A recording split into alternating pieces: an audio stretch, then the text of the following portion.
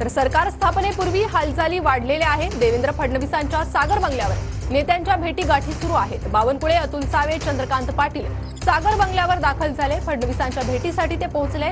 तर राणा जगजितसिंह पाटील, अनिल बोंडे, राहुल नार्वेकर, गिरीश महाजन देखील सागर बंगल्यावर पोहोचले।